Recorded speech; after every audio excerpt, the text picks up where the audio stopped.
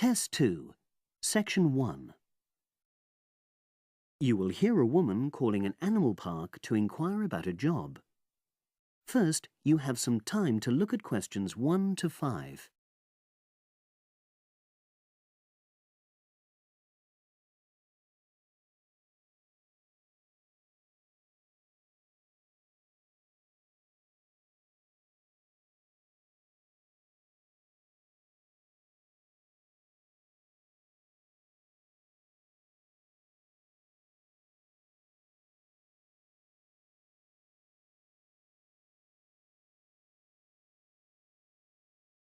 You will see that there is an example which has been done for you. On this occasion only, the conversation relating to this will be played first.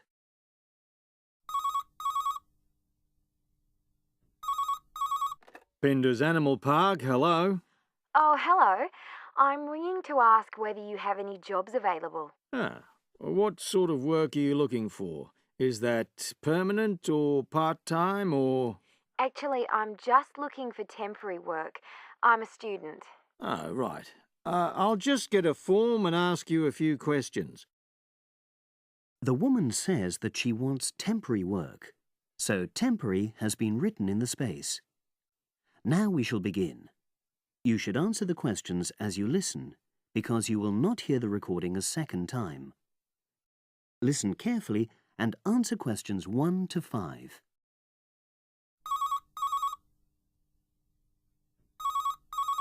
Bender's Animal Park, hello. Oh, hello. I'm ringing to ask whether you have any jobs available. What sort of work are you looking for? Is that permanent or part-time or... Actually, I'm just looking for temporary work. I'm a student. Oh, right. I'll just get a form and ask you a few questions. Then I'll pass your application on to our recruitment section. Is that okay? Fine, thank you. So, starting with your name. It's Jane Lammerton. Is that Lammerton?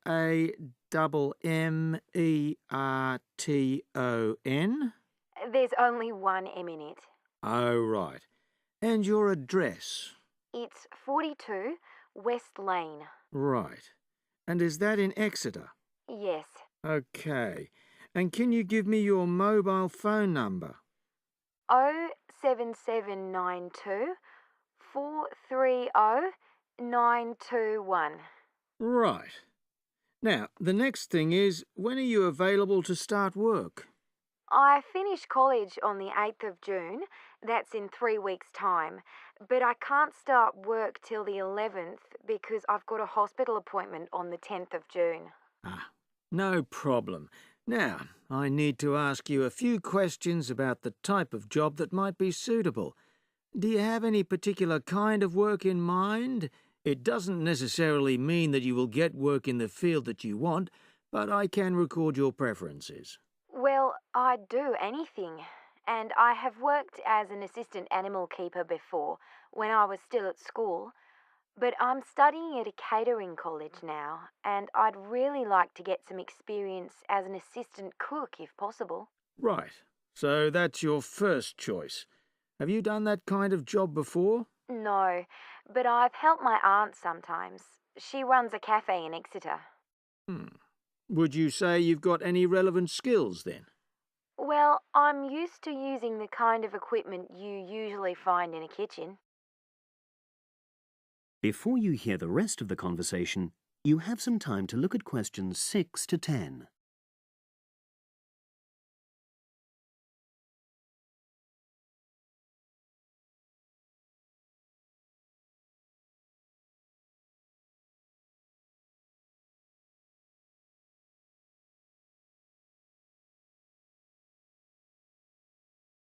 Now listen and answer questions 6 to 10.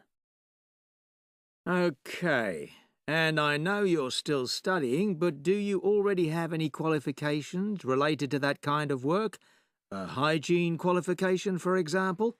I haven't, no, but I've got a certificate in food handling. I did it before I decided to become a full-time student. Fine. Okay. That means you wouldn't need any specific training if you did get the kind of work you wanted. but you'd have to do a short course on first aid. All our new employees do that. It just takes half a day, and most people find it generally useful. Oh, yes, I'm sure it is. Well, that's about it, really. Just one last thing. Can you give me the name of someone who would give you a reference, like a previous employer or... Oh, yes. You can put Dr. Ruth Price. Okay. Is that one of your college lecturers? She's my college tutor. She's known me for over 2 years, and I'm sure she wouldn't mind. In fact, she's given me a reference before. Fine. We'd probably contact her by phone. Do you happen to know her number? I've got it on my phone, yes. It's 0208 685 114. That's a landline. Good. Well, as I say, I can't promise anything, but I'll pass your application on, and you should hear in a few days. Is there anything else? Just one thing. I suffer from a particular type of colour blindness, and sometimes employers have to make special arrangements for that. Okay, I'll make a note of that. It won't be good that you've made us aware of it. You can provide us with more details if you're offered a job. Okay. Thanks very much. Bye. Bye. That is the end of section 1. You now have half a minute to check your answers.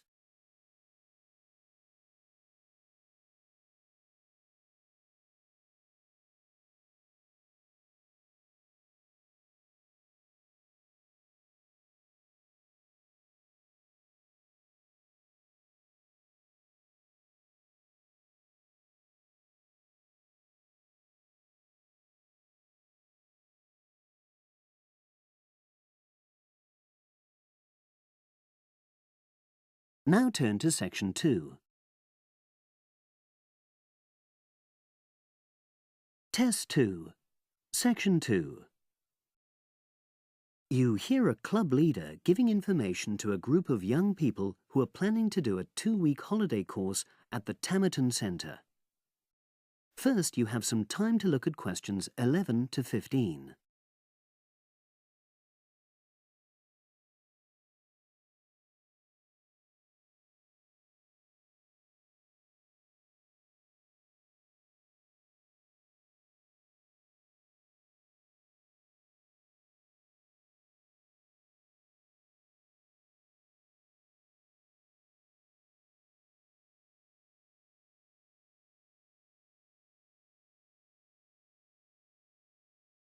Now listen and answer questions 11 to 15. Hello, everyone. I've been asked to talk to you this afternoon about next month's trip to Tamerton Study Center for the 2-week course. Now, some of the things I'm going to say you may have already heard or read about, but I think it's important to emphasize a few key points. First of all, it's worth reminding you why Tamerton was set up in the first place, in the late 1960s. That was really before all the concern with preserving the environment, which everyone talks about these days. The idea was simply to get people out of the cities and into the country and to find out that just being outdoors can be very rewarding. This is not going to be a holiday in the usual sense. It's called an adventure course because you'll really be stretched to your limits, but that in itself can be a positive thing. The group I took last year, for example, said that although they actually felt pretty weak and exhausted all the time, it really made them learn a lot about themselves and increased their confidence. And in the end, that's the most important thing. Now, all of you knew about policies at Tamerton before you signed up for it, so you know that in many ways it's quite old-fashioned. You don't have a lot of choice in what you do. But something which I think makes the place so special is that you get to try so many different things every day. For instance, one day you'll do climbing, and the next you'll be surveying rock pools. It's not intended that you become an expert in any of them. It's more like a taster, which you can follow up if you want. And there isn't a lot of free time. Organized activities and talks, etc., go on until 9 p.m., and lights go out at 11 p.m. There are table tennis tables with all the equipment and board games, though I have to say the pieces often go missing, so it's a good idea to take your own. There's a DVD player with a good selection of films suitable for this age group, so don't take yours. Bedtime at 11 p.m. is strictly enforced, and there's a good reason for this. You're all under 18, and we organizers need to know that all group members are accounted for in the house as we close for the night. And of course, you'll be so exhausted anyway that you'll be too sleepy to want to cause any trouble. Now you have some time to look at questions 16 to 20.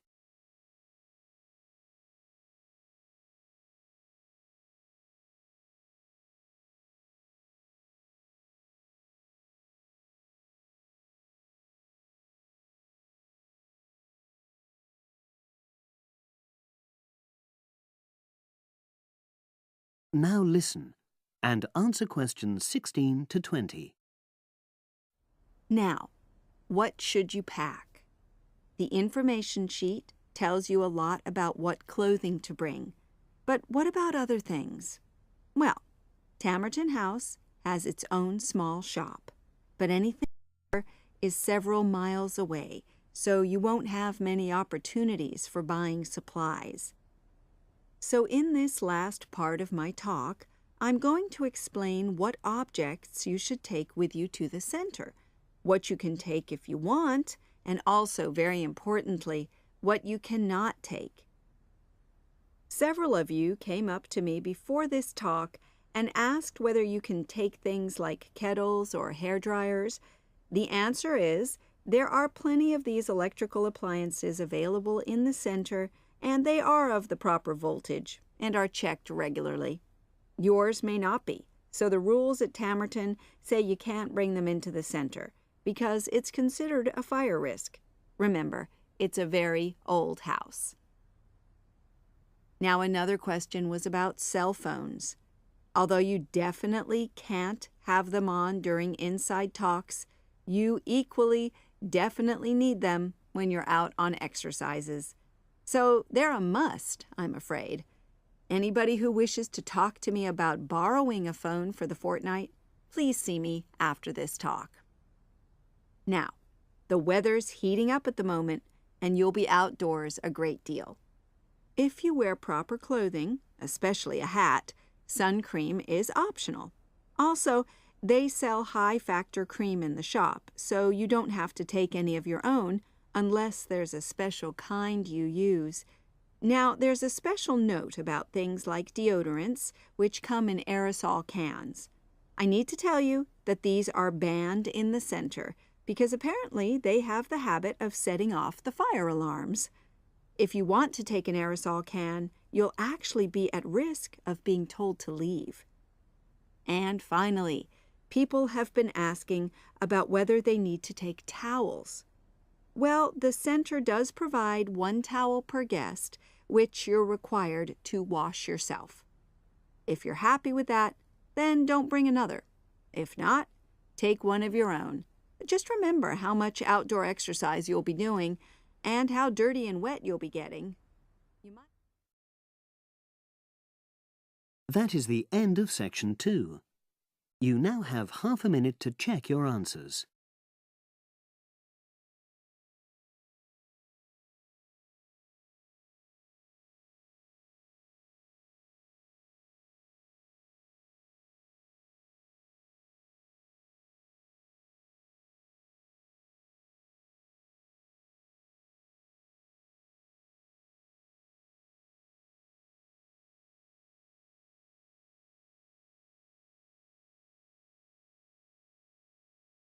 Now turn to section 3.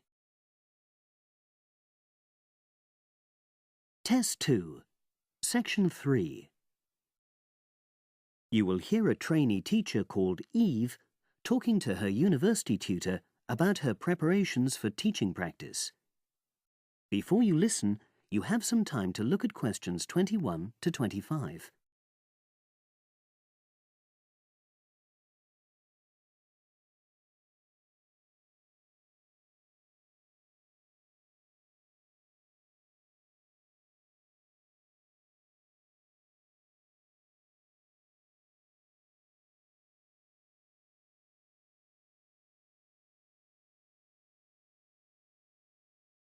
Now listen and answer questions 21 to 25. Hello, Eve. Come in and sit down. How's it going? Fine, thanks. I'm looking forward to my teaching practice next week. Good.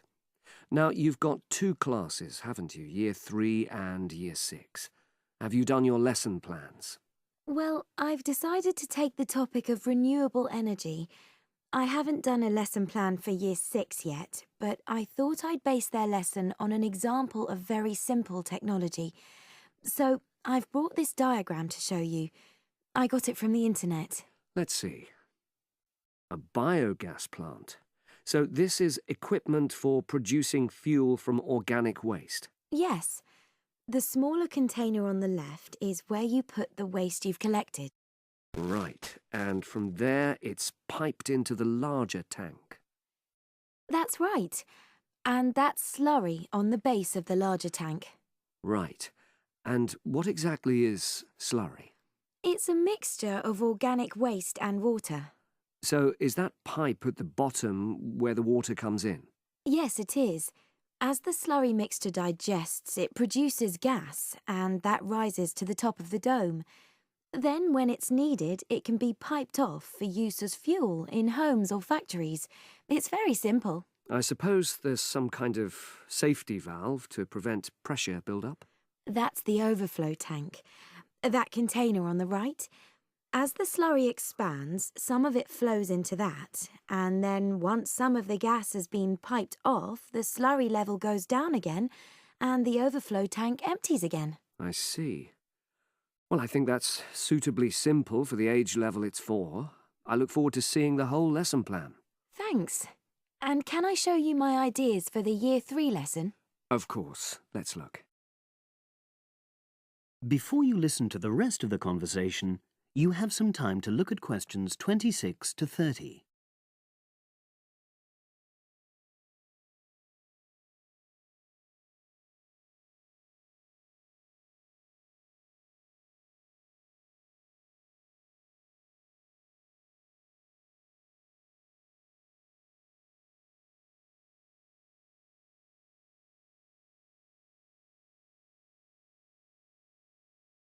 Now listen and answer questions 26 to 30. I thought I'd introduce the topic by writing the word energy on the board and reinforcing the spelling and the pronunciation.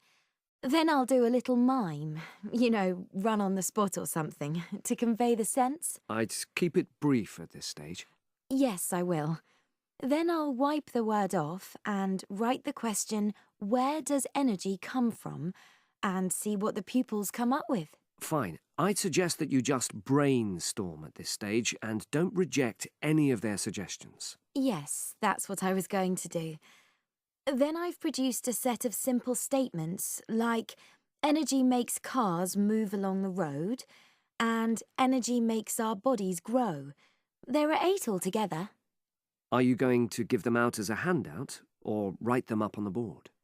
First, them up on the board, and then I'll read them out loud.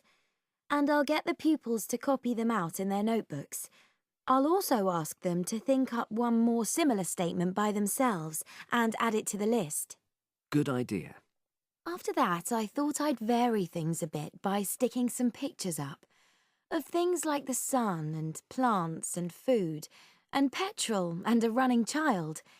And I'll get the pupils to work out what order the pictures should come in terms of the energy chain. I think that's a very good idea. You could move the pictures around as the pupils give you directions. Yes, I think they'd enjoy that. And to finish off, I've made a gap fill exercise to give out. They'll be doing that individually, and while they're writing, I'll walk round and check their work. Good.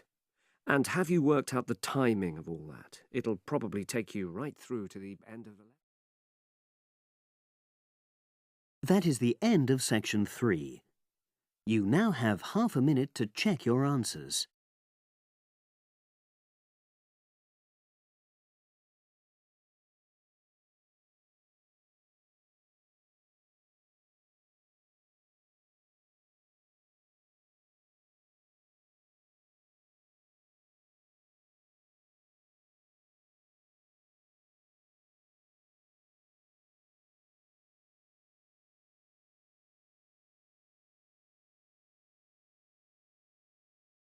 Now turn to section 4.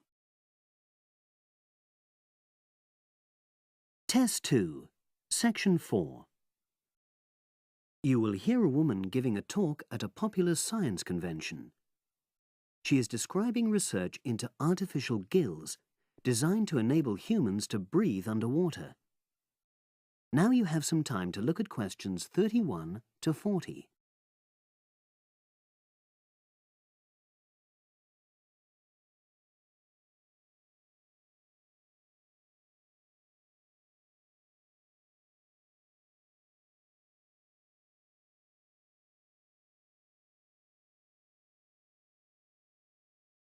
Now listen and answer questions 31 to 40. In my talk today, I'll be exploring the idea of artificial gills. I'll start by introducing the concept, giving some background and so forth, and then I'll go on to explain the technological applications, including a short, very simple experiment I conducted. Starting with the background. As everyone knows, all living creatures need oxygen to live.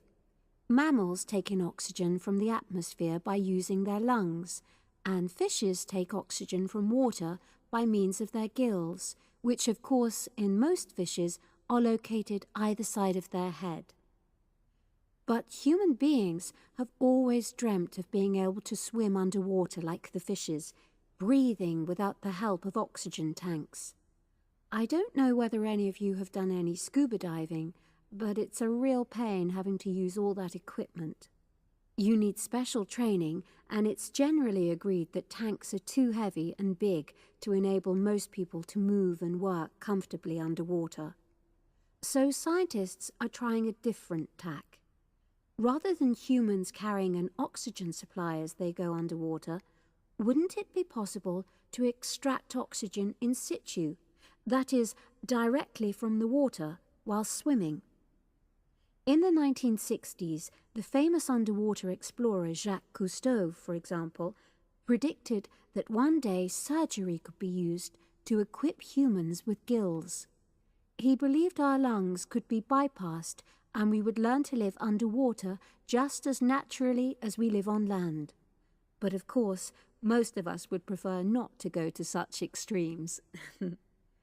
I've been looking at some fairly simple technologies developed to extract oxygen from water, ways to produce a simple, practical artificial gill enabling humans to live and breathe in water without harm. Now, how scientists and inventors went about this was to look at the way different animals handled this. Fairly obviously, they looked at the way fishes breathe, but also how they move down and float up to the surface using inflatable sacs called swim bladders. Scientists also looked at animals without gills, which use bubbles of air underwater, notably beetles. These insects contrive to stay underwater for long periods by breathing from this bubble, which they hold under their wing cases.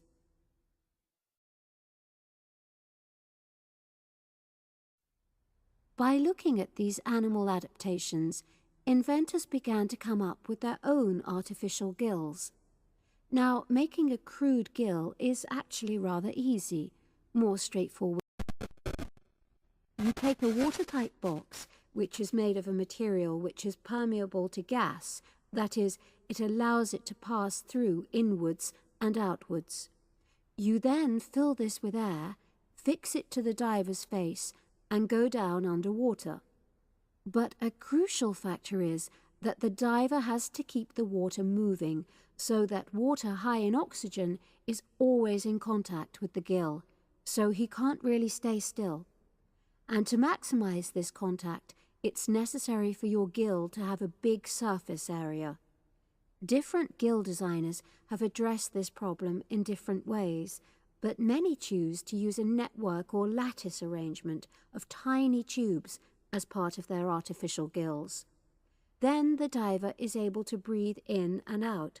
Oxygen from the water passes through the outer walls of the gill, and carbon dioxide is expelled. In a nutshell, that's how the artificial gill works. So, having read about these simple gill mechanisms, I decided to create my own. I followed the procedure I've just described, and it worked pretty well when I tried it out in the swimming pool. I lasted underwater for nearly 40 minutes.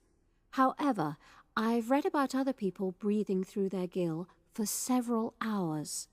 So the basic idea works well, but the real limitation is that these simple gills don't work as the diver descends to any great depth because the pressure builds and a whole different set of problems are caused by that. Research is being done into how these problems might be overcome, but that's another story, which has to be a subject of another talk. Despite this serious limitation, many people have high hopes for the artificial gill, and they think it might have applications beyond simply enabling an individual to stay underwater for a length of time. For example, the same technology might be used to provide oxygen for submarines, enabling them to stay submerged for months on end without resorting to potentially dangerous technologies such as nuclear power. Another idea is to use oxygen derived from the water as energy for fuel cells. These could power machinery underwater, such as robotic devices. So, in my view, this is an area of technology with great potential. Now, if anyone has any questions, I'd be happy to answer. Yes, lady at the... That is the end of section 4. You now have half a minute to check your answers.